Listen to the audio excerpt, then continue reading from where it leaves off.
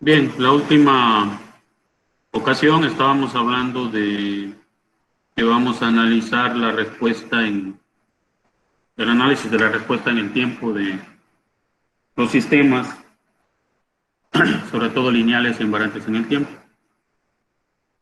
Entonces vamos a considerar ya sea la función de transferencia o bien el modelo en el espacio de estado, x punto igual a A por x más b por u y y igual a c por x, donde pues ya sabemos que x de t es el vector bidimensional evaluado en el tiempo t, u de t es el vector de entrada m dimensional, y es el vector de salida p-dimensional, la matriz A es la matriz del sistema, que es cuadrada,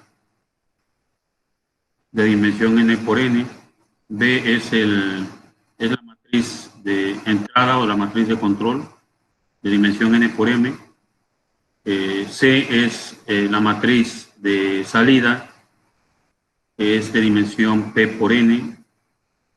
Y bueno, lo que nosotros deseamos es saber cómo se comporta Y, la salida, para una determinada entrada U, es decir, su evolución en el dominio del tiempo. En el curso de control moderno, pues habrá una respuesta general a esto, porque se encuentra una solución a la ecuación de estado. Si ustedes observan, pues esto es, al final de cuentas, un sistema de ecuaciones diferenciales de primer orden, y se puede hallar una solución de cómo se comportaría en el dominio del tiempo cada una de las variables de estado, pero en este caso lo que nos interesa es saber cómo se comporta Y con respecto a U. Bueno, vamos a considerar en lo que sigue solamente sistemas de tipo SISO, de una entrada y una salida. Y bueno, aquí, como decía, tenemos el sistema representado, en este caso aquí se pone la representación en variables de estado. Pero recuerden que entre la representación en variables de estado y la función de transferencia hay una relación, ¿verdad? También aquí podría haberse escrito que S igual a C por S por I menos A inversa por B. Haz de cuentas hay una relación en el caso de los sistemas de una entrada y una salida. Bueno, vamos a recordar para saber acerca de cómo probablemente obtener la respuesta Y con respecto a, bueno, como efecto de una entrada U. Vamos a recordar la función impulso unitario o la función delta de Dirac, que seguramente la vieron en alguno de sus cursos, ya sea el de ecuaciones diferenciales o en el de métodos matemáticos. Bueno, la función delta de Dirac tiene dos propiedades. Esta función delta de Dirac es cero para cualquier instante diferente a cero, y la integral de menos a de la función delta de Dirac es 1 para cualquier a positiva, ¿verdad? Esa es la forma en la que se define la función delta de Dirac, y esta es su representación gráfica. Bueno, es útil pensar en la función delta de Dirac como el límite de pulsos de área unitaria. Entonces aquí tenemos un pulso que tiene magnitud 1 entre epsilon, una duración de tiempo epsilon, y por lo tanto pues tiene un área unitaria, ¿no? Entonces conforme tiende a cero, pues el impulso es un poco más grande. 1 entre epsilon tiende a infinito, pero el área bajo la gráfica permanece siendo unitario. Bueno, si yo tengo una condición inicial 0, el estado evaluado en 0, pues es 0. Observen ustedes aquí que esto es un vector. Entonces, el 0 que está del lado derecho, pues es un vector también. Bueno, ante esa condición inicial 0, vamos a considerar que la entrada 1 es la función delta de Dirac desplazada en el tiempo por una cantidad tau. Es un impulso unitario, como decía, aplicado en t igual a tau. En el sistema es lineal, como ya se aprecia, e invariante en el tiempo, con condiciones iniciales 0. Bueno, si el sistema es lineal, pues ya sabemos que en él aplica el principio de superposición, y si es invariante en el tiempo, sus parámetros no cambian con el tiempo, o bien dijimos que va a ser invariante en el tiempo si al aplicarle una entrada produce una salida y, al aplicarle esa misma entrada retrasada en una cantidad de tiempo t, pues la salida se retarda en la misma cantidad de tiempo, que es lo que está señalado aquí, ¿verdad? Si u de t es delta de t menos tau, entonces ante condiciones iniciales 0, por tratarse de un sistema invariante en el tiempo, la salida va a ser una función retardada en la misma cantidad de tiempo. Bueno, esa función h de t menos tau es lo que se conoce como la respuesta al impulso del sistema. Es una propiedad inherente del sistema. Bueno, hay unas cuestiones o unas preguntas o cosas que deben de considerarse. Primero, si nosotros conocemos h, ¿cómo podemos determinar y para otras entradas que no sean la función impulso? Y si no conocemos h, pues ¿cómo podemos determinarla, verdad? Son dos cuestiones que debemos de considerar. Bueno, la primera de ellas es, si conocemos h, ¿cómo podemos encontrar la respuesta del sistema a otras entradas arbitrarias? Bueno, aquí vale la pena recordar la propiedad de corrimiento de la función delta de Dirac, la cual dice que para cualquier función f es suave o que se comporta bien en t igual a tau, integral de menos infinito hasta infinito de f de t por delta de t menos tau en dt es igual a f de tau. Entonces, ¿eso qué significa? Que cualquier función suave puede ser representada como una integral de impulso, ¿verdad? Es decir, que por la propiedad de corrimiento de la función delta de Dirac, para una entrada general U, pues U se puede escribir como la integral de menos infinito a infinito de U de tau por delta de t menos tau en d tau. Y ahora aquí viene el uso del principio de superposición. Si ustedes recuerdan, el principio de superposición lo que dice es que si un sistema está sujeto a una entrada U sub 1 y produce una salida Y sub 1, y luego está sujeto a una entrada U sub 2 y produce una salida Y sub 2, cuando ese mismo sistema lo sometemos a una combinación lineal de las entradas, es decir, que la entrada ahora sea C1 por U1 más C2 por U2, la salida va a ser una combinación lineal de las salidas, ¿verdad? C1 por Y1 más C2 por Y2. Entonces, pues como consecuencia de lo que hemos estado hablando, pues la respuesta de un sistema lineal a una suma o integral de entradas, pues es la suma de las respuestas individuales a estas entradas. Bueno, eso quiere decir que si u de t es igual a la integral de menos infinito hasta infinito de u de tau por delta de t menos tau en d tau, Entonces, y de t, pues es la integral de menos infinito hasta infinito, de u de tau por h de t menos tau, en dt.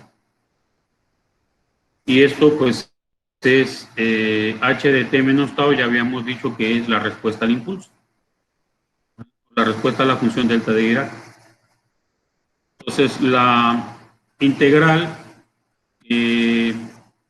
define, ustedes pueden identificar esa integral, pues es una integral de convolución, ¿verdad? Si se acuerdan de la operación de convolución, o sea, dos señales, cualquiera f y g convolucionando, pues es f asterisco g, y eso se define como una integral, ¿verdad? Es la integral de menos infinito hasta infinito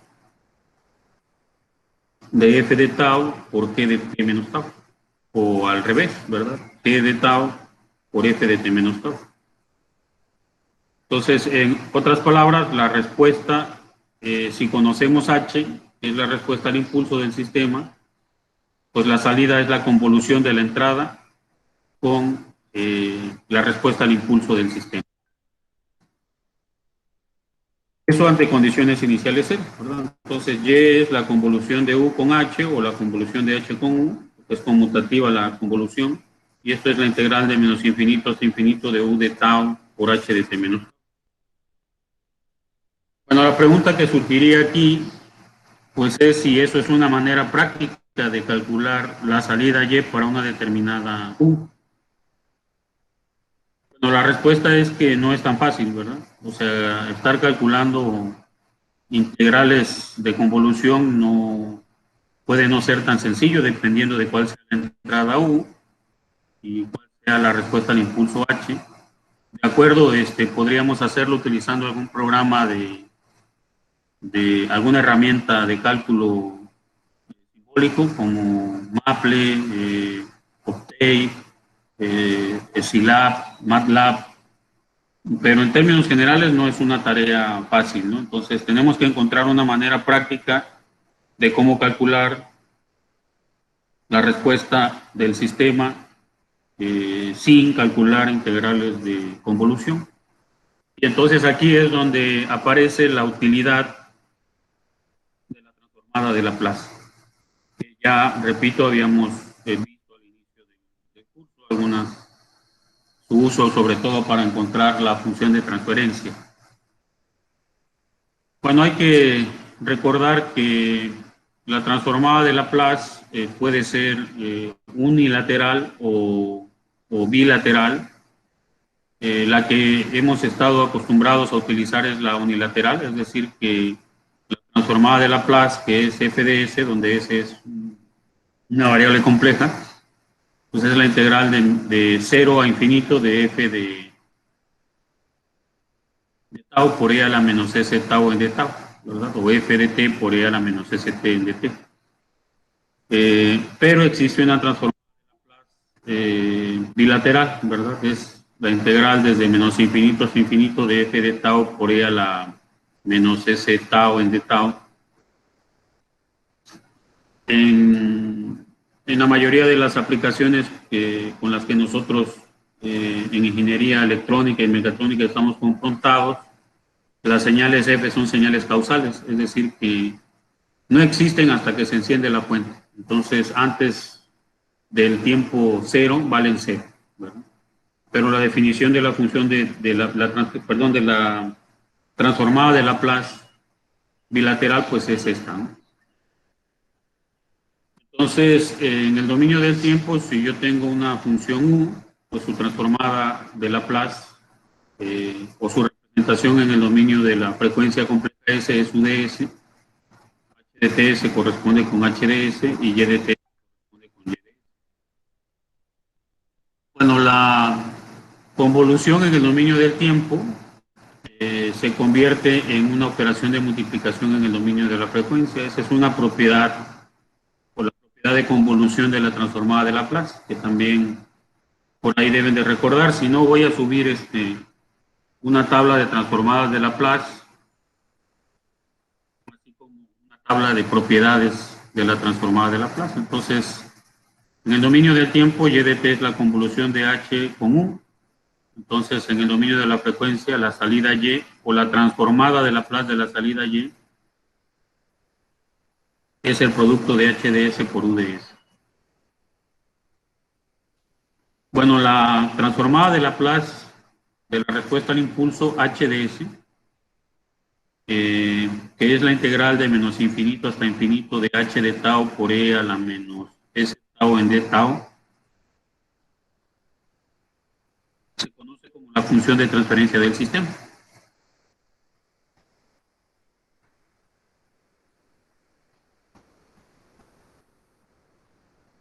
Y de S, sigamos manteniendo en mente, es HDS por UDS, donde HDS es la integral de menos infinito hasta infinito de h de tau por e a la menos s tau de tau. Bueno, como decía yo, los límites de integración, pues nosotros tratamos con sistemas causales, es decir, que la salida en el tiempo t, pues no se ve afectada por entradas en instantes de tiempo futuros t' mayor que t. Y si el sistema es causal, entonces h de t es 0 para t menor que 0. Bueno, tomaremos o vamos a ver en las siguientes clases pues todas otras posibles entradas, no solamente impulsos. Vamos a trabajar con la transformada de Laplace unilateral, ¿verdad? La que es la integral desde 0 hasta infinito. O sea, y de t va a ser la integral de 0 a infinito de u de tau convolucionando con h de t menos tau. Donde h de s, pues es la integral de 0 a infinito de h de tau por e a la menos s tau de tau. Bueno, dada u de t, nosotros podemos hallar la transformada de Laplace de u usando tablas de transformada de Laplace o MATLAB. Pero ¿cómo calcular h de t o bien h de s?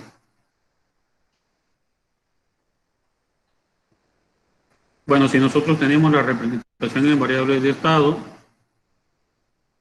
pues ya tenemos una fórmula exacta, ¿verdad? Para calcular la función de transferencia. H de S va a ser C por S por I menos A inversa por B. Inmediatamente, pues H de T en el dominio del tiempo va a ser calculada como C por E a la AT por B para T mayor o igual que, ¿verdad? Bueno, aquí hay una matriz involucrada que es E a la AT. Esa se conoce como la matriz exponencial, pero por ahora no nos preocuparemos por ella. Les repito, esto ya se sale fuera de los alcances del curso, es materia del curso del control moderno, ¿no?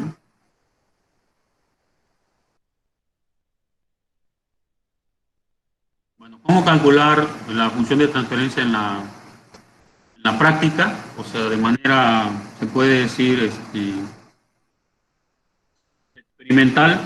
Pues bueno, lo que tenemos que hacer es aplicar ciertas entradas específicas y ver qué sucede en la salida. O sea, medir una entrada y medir la salida. Entonces vamos a intentar con una señal, por ejemplo, U de t igual a E a la ST, donde S es un número fijo, o E a la A por T, por ejemplo. Entonces la salida Y pues es la integral de convolución de H de T por U de T menos tau en D tau. Porque pues U convolucionando con H es igual a H convolucionando con U. Y bueno, eso es igual a la integral de 0 a infinito de H de tau por E a la S por T menos tau.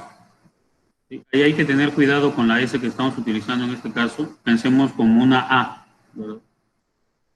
Y bueno, eso, el término E a la A por T, pues no depende de la variable de integración. Entonces eso es E a la ST por la integral de 0 a infinito de H de tau por E a la menos S tau de tau. Pero eso que está en la integral es precisamente HDS, ¿no? Entonces, resulta ser que la salida ante esa entrada exponencial, pues es E a la A por T por HDS. Entonces, simple y sencillamente, la salida es el producto de la entrada por la función de transferencia.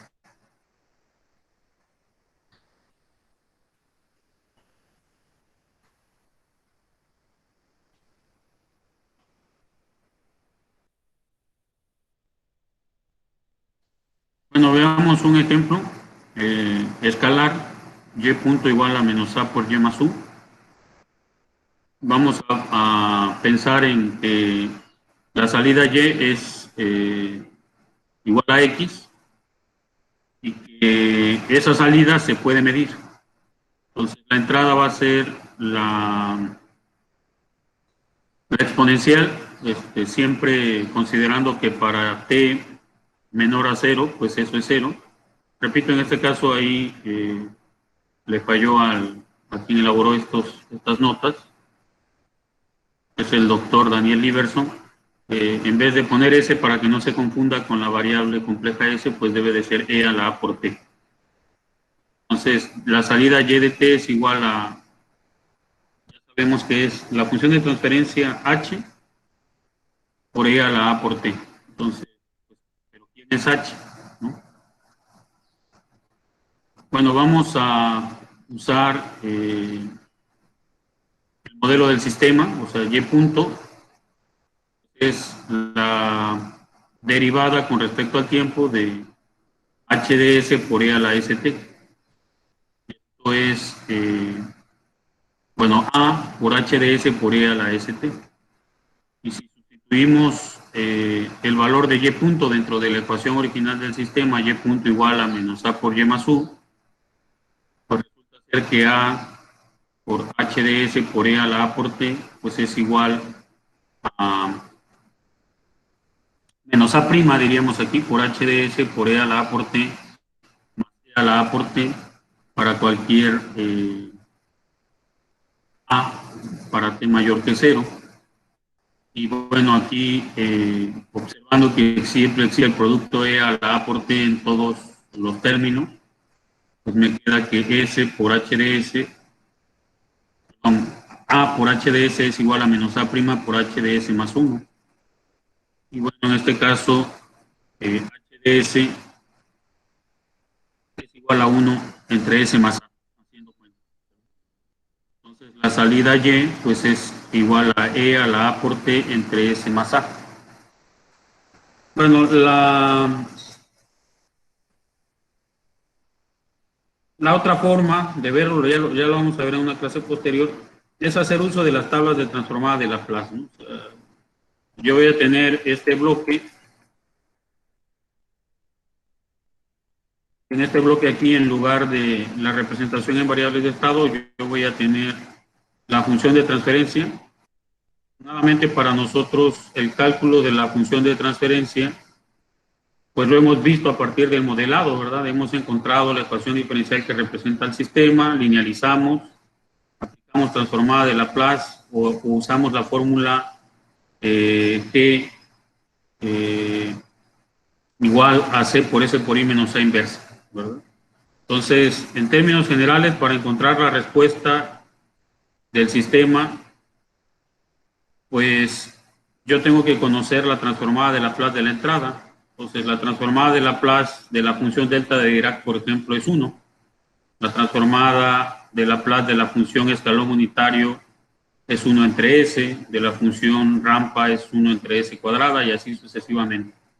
Entonces, la salida simple y sencillamente va a ser el producto de la función de transferencia GDS por la transformada de Laplace de la entrada U. Y eso me va a dar, pues obviamente, un cociente de polinomios en la variable S. Y lo que yo tendría que hacer para encontrar la respuesta en el dominio del tiempo, pues es encontrar la transformada inversa de Laplace. Entonces aquí van ustedes a poder poner en práctica pues lo aprendido en el curso de métodos matemáticos. Si ustedes se preguntaban para qué sirve todo eso, bueno, pues sirve para analizar la respuesta en el dominio del tiempo de los sistemas.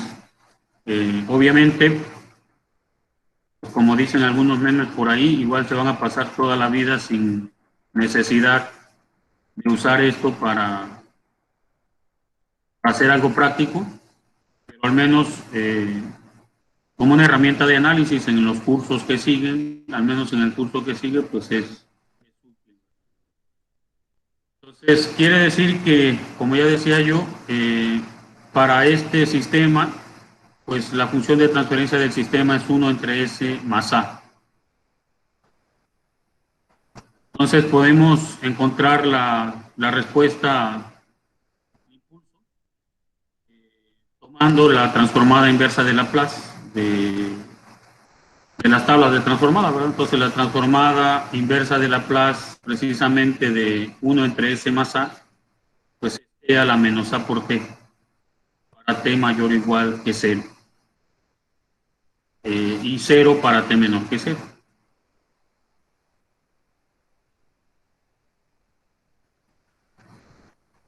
Bueno, entonces, para una entrada exponencial, pues la salida es el producto de la función de transferencia del sistema por la señal, ¿verdad?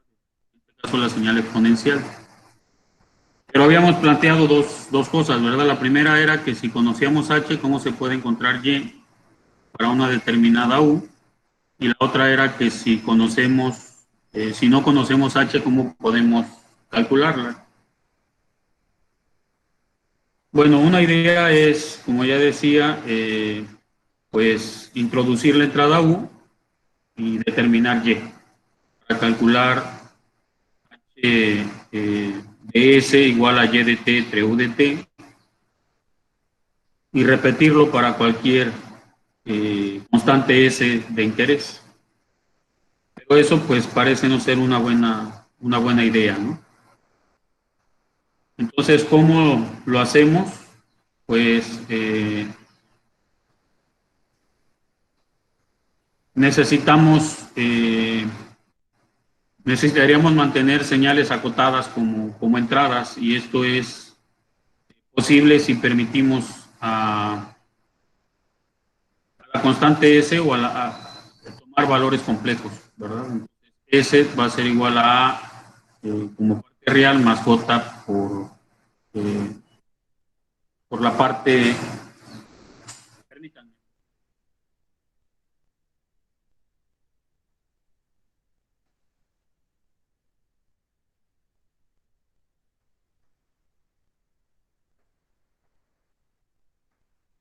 Bien, que tenga una parte real y una parte imaginaria, ¿verdad? Entonces, pues ya sabemos que un número complejo se escribe en su forma polar de esta manera, R por E a la J phi, donde R pues es la magnitud del número complejo, que es la raíz cuadrada de su parte imaginaria al cuadrado, más su parte, perdón, de la parte real al cuadrado, más la parte imaginaria al cuadrado. Y phi, pues es el ángulo del número complejo, que es la tangente inversa de B entre A, ¿no? O también se le denomina fase. Y para un número complejo dado, que tiene una magnitud R y un ángulo phi, se puede calcular las componentes real e imaginaria como R coseno de phi, la parte real, y R seno de phi, la parte imaginaria. Bueno, la fórmula de Euler, recordando aquí, pues ya sabemos que E a la J phi es igual al coseno de phi más J seno de phi, ¿verdad? Eso también ya lo vieron en métodos matemáticos, todo lo relacionado con números complejos. De entrada, las matemáticas necesarias para el control, pues es saber, como ya pueden ustedes haber observado, pues las matemáticas necesarias son cosas elementales, no tanto elementales, de números complejos, de ecuaciones diferenciales y de álgebra lineal. Ahí está el secreto de agarrarle la onda a todo esto. Una forma de determinar la función de transferencia es usando algo que se conoce como la respuesta en frecuencia, que también verán en el próximo curso. Lo que se hace aquí es someter el sistema, caracterizado por una respuesta al impulso H, a una entrada senoidal o cosenoidal, ¿no? O sea, que la entrada sea A por el coseno de omega t, donde A es la amplitud de esa señal y omega es su frecuencia angular en radianes por segundo. O sea, la frecuencia normal sería F igual perdón, omega igual a 2pi F, ¿verdad? Entonces F es igual a 2pi sobre omega. Bueno, de la fórmula de Euler, pues la señal, esta señal cosenoidal, pues se puede escribir como A sobre 2 por E a la j omega t más E a la menos j omega t. Y por la propiedad de linealidad, pues la respuesta ante una entrada como esa, pues es la suma de las respuestas a las entradas individuales. Entonces, Y de t va a ser A sobre 2 por H de j omega por E a la j omega t más H de menos j omega por E a la menos j omega t. De H de j omega, pues ya sabemos que es la respuesta al impulso, ¿verdad? Es la integral de 0 a infinito de H de tau por E a la menos j omega tau en d tau.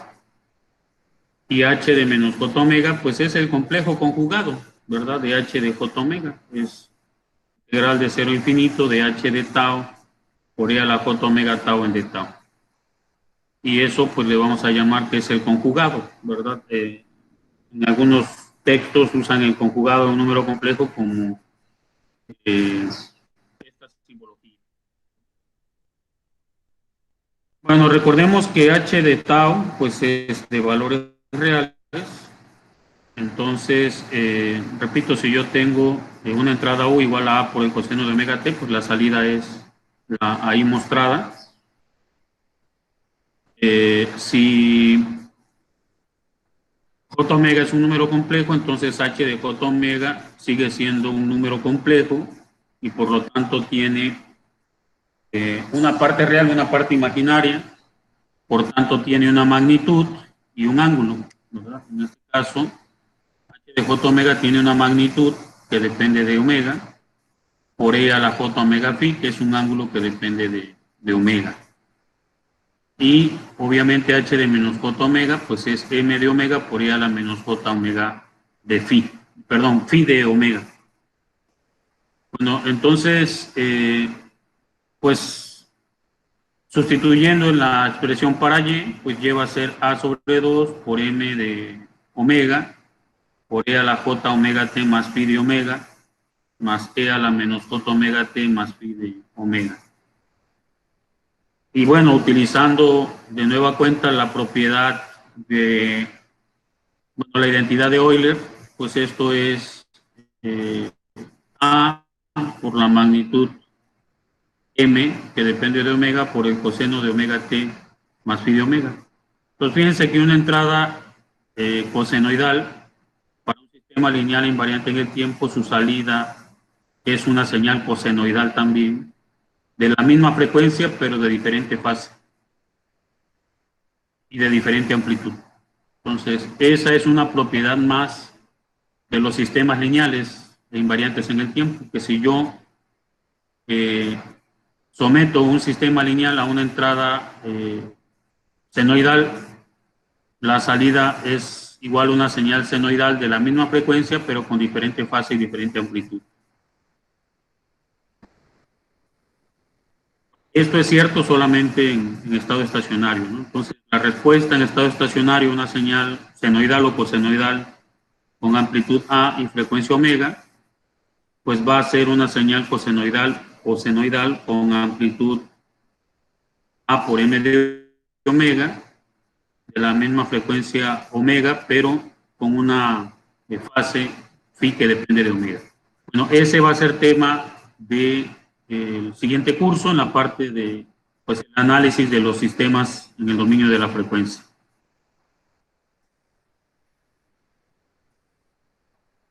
Bueno, ¿qué pasa respecto a las señales generales que no sean necesariamente sinoides, bueno, sinusoides?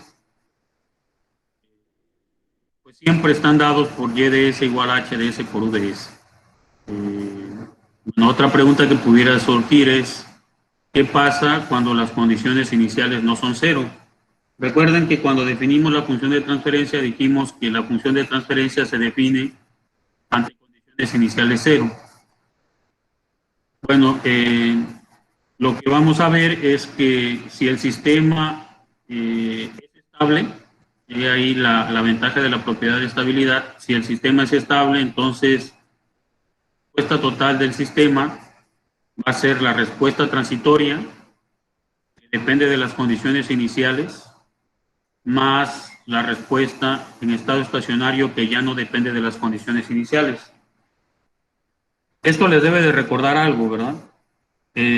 Cuando ustedes tomaron el curso de ecuaciones diferenciales, pues ahí aprendieron que la solución a una ecuación diferencial en general, pues hay ecuaciones diferenciales homogéneas y hay ecuaciones diferenciales no homogéneas. Entonces, para la ecuación diferencial no homogénea, la solución total se compone de dos partes, ¿verdad? La solución homogénea y la solución particular. Eso lo aplicaron en el curso de circuitos eléctricos, donde vieron que la respuesta a un circuito RLC pues tiene dos partes, ¿verdad? La respuesta natural y la respuesta forzada, ¿verdad? Entonces, pues esas partes ya en lo que es el análisis de sistemas dinámicos o en control, pues la respuesta del sistema tiene dos partes, la respuesta transitoria y la respuesta en estado estacionario. Entonces, la respuesta transitoria viene siendo algo así como la respuesta natural del sistema y la respuesta en estado estacionario viene siendo la respuesta forzada. Entonces, eso es lo que va a ser lo que nos va a ocupar en las últimas clases. Nos vamos a dedicar a analizar los sistemas tomando en cuenta su orden. Vamos a analizar básicamente los sistemas de primer y segundo orden y veremos que los sistemas de orden superior, pues su respuesta se puede aproximar como las respuestas de sistemas de primer y segundo orden. Y analizaremos tanto la respuesta en estado transitorio como la respuesta en estado estacionario. Repito, eso ya es la última parte del curso, ¿no? Entonces, haremos uso extensivo de la transformada de Laplace. Yo para no perder tiempo en eso, yo les aconsejaría que recuerden pues cómo calcular transformadas inversas de Laplace. Repito, con la ayuda de alguna herramienta computacional esto puede ser muy simple. En MATLAB, declarando variables simbólicas, se puede usar el comando Laplace para calcular transformadas de Laplace y el comando iLaplace para calcular transformadas inversas de Laplace. Pero bueno, en un examen, pues bueno, hay que hacerlo de forma manual, arrastrando el lápiz. Entonces hay que repasar cómo desarrollar infracciones parciales. Les repito, voy a subir por ahí las tablas de transformadas de Laplace y de propiedades de la transformada de Laplace para que las tengan a la mano, ¿no? Entonces, pues eso va a ser lo que nos va a ocupar la última parte del curso. Y bueno, no sé si existe alguna pregunta.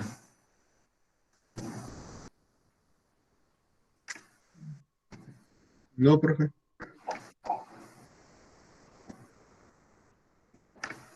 No, profe.